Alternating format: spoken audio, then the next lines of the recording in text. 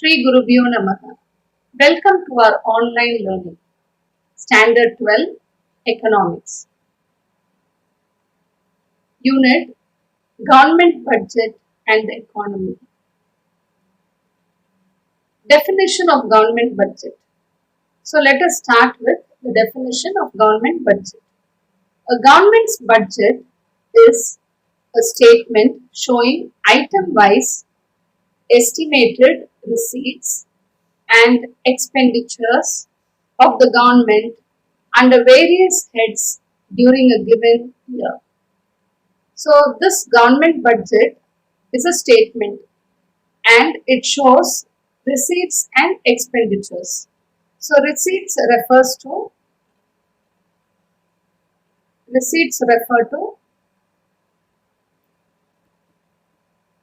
the income of the government.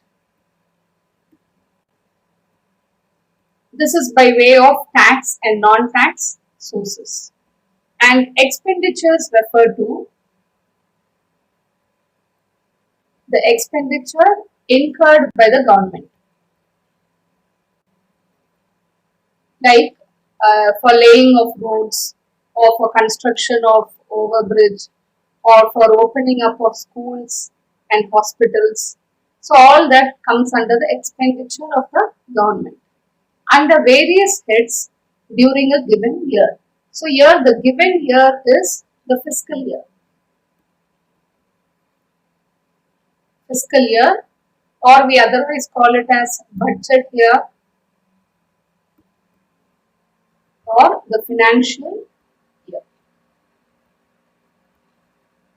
So this begins from April 1st and ends on 31st March of the next year.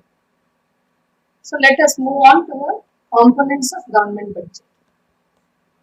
Components of government budget. So the government budget has two important parts.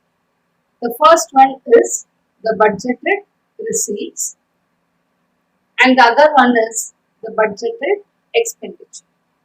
So in detail, let us see in the next slide what are the components of budgeted receipts and the components of budgeted expenditure.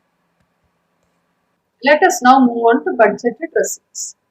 Budgeted receipts are further classified into two.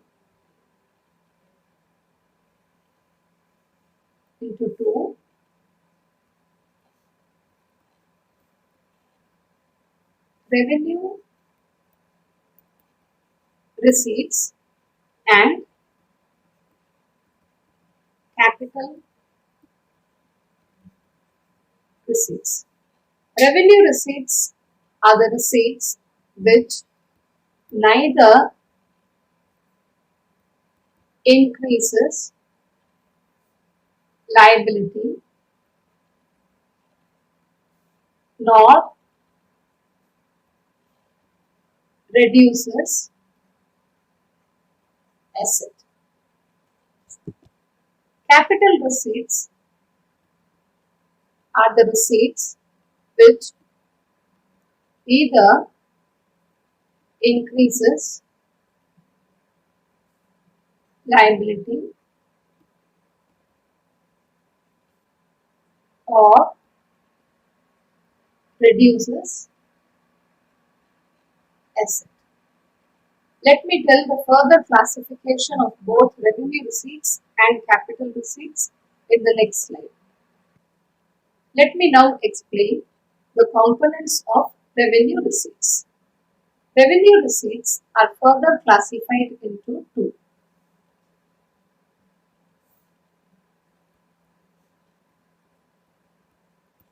Tax revenue and non-tax revenue receipts. Now tax, you know what is tax.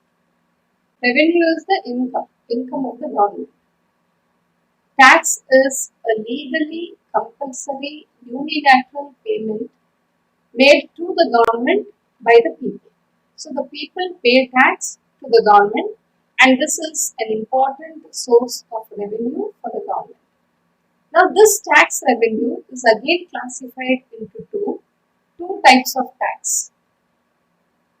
This revenue comes from two types of tax. One is direct tax and the other one is indirect tax.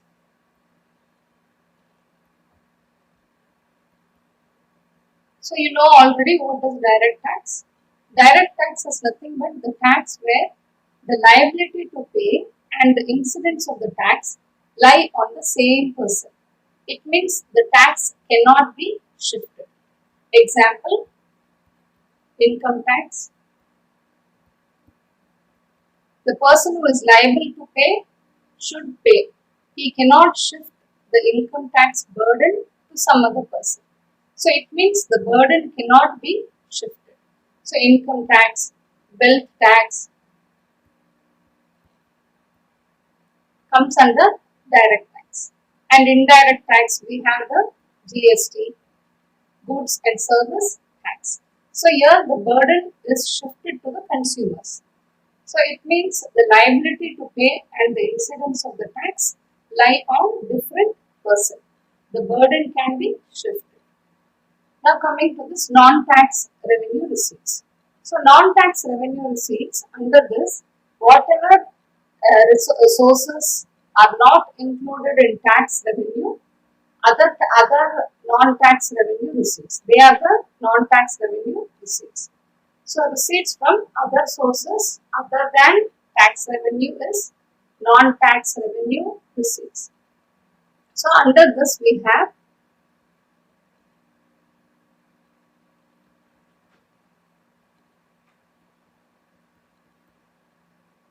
fee and fine, profit, dividend, interest, external grants,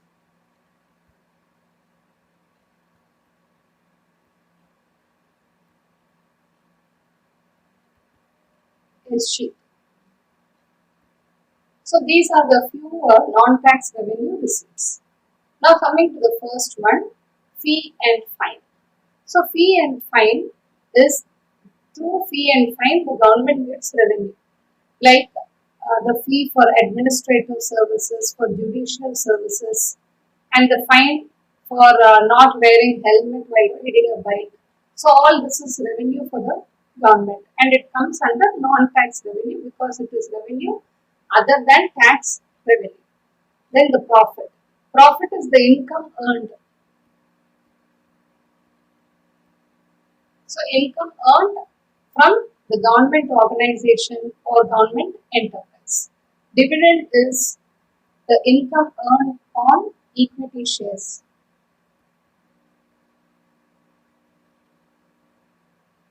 Of the government. Then interest. Interest the government extends loan to other state government. So when they earn the interest, that is again a revenue for the government.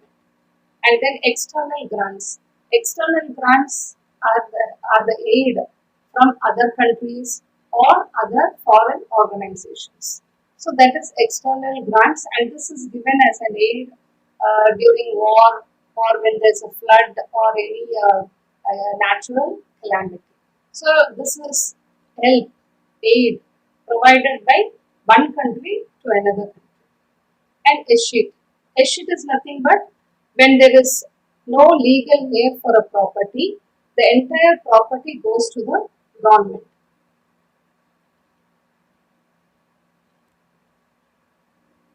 So this entire property goes to the government as a revenue for the government. Let me explain to you the components of capital receipts. Capital receipts are the receipts which either increases liabilities or leads to decrease or reduction in assets. Now let me give you the different capital receipts.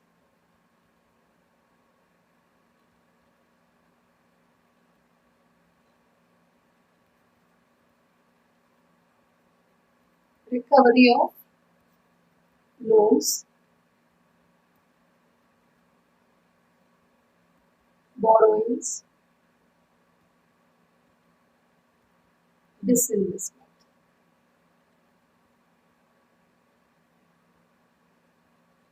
Now coming to this recovery of loans. Central governments normally give loan to state government.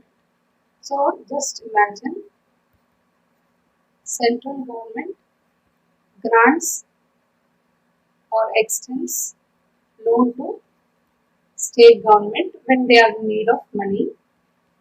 Now whenever central government extends loan to the state government, it is increase in asset. This leads to increase in asset. Now at the same time, the state government returns the loan back to the central government. It makes central government recovers the loan. So it is recovery of loan. So this leads to decrease in asset. So when there is a decrease in asset, as I told you, when there is a decrease in asset, it leads to capital receipts. It is a capital receipt. So reduction in asset is a capital receipt, and so recovery of loans is a capital receipt. The next one is borrowings.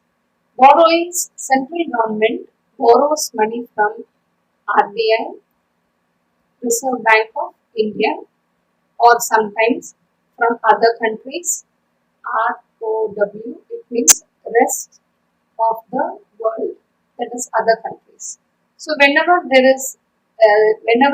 central government is in need of money, they resort to borrowings, and they borrow either from RBI or from rest of the world, otherwise from the public shares. So when there is a borrowing, the central government is liable to pay back the money. So when this increases liability, it is a capital receipt. So as I told you earlier, when there is increase in liability, it's a capital receipt. So borrowings increase liability. As borrowings increase liability, it is a capital receipt. The next one is disinvestment. Disinvestment is nothing but selling the shares of the public sector, that is the government, to the private hands. So it is creating funds by selling the equity shares. So when these funds are raised by selling the equity shares or equity holdings of the government to the private hands, it is disinvestment. So this disinvestment leads to decrease in asset. As this leads to decrease in asset, we call this as capital receipt. Now let us move on to the budgeted expenditure. Budgeted expenditure is classified into two: revenue expenditure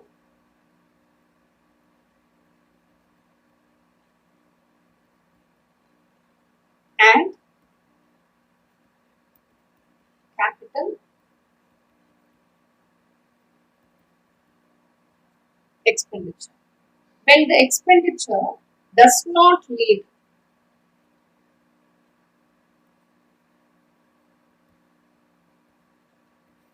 does not lead to creation of asset or reduction in liability,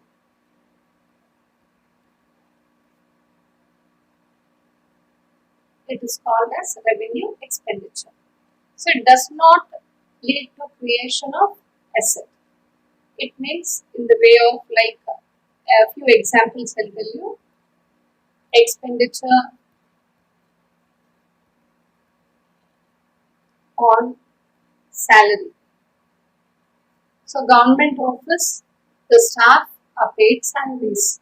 Such expenditure does not lead to creation of asset of the government. So that is why we call it as revenue expenditure. Or it will not reduce the liability of the government. So expenditure on salary, then pension,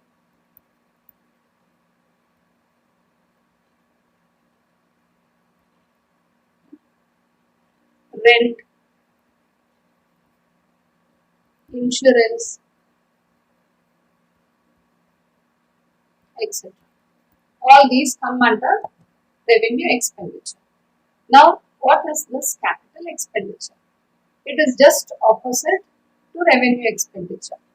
Revenue expenditure does not lead to creation of asset, but this leads to creation of assets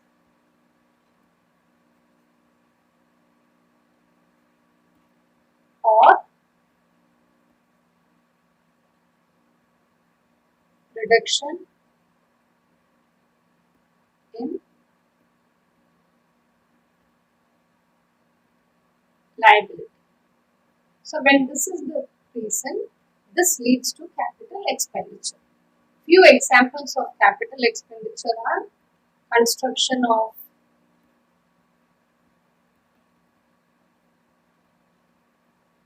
bridge, then loans extended to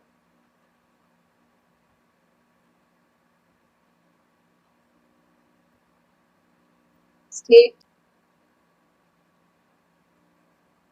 government, purchase of machinery or equipment. All this leads to creation of assets. All this as it leads to creation of assets, it is a capital expenditure.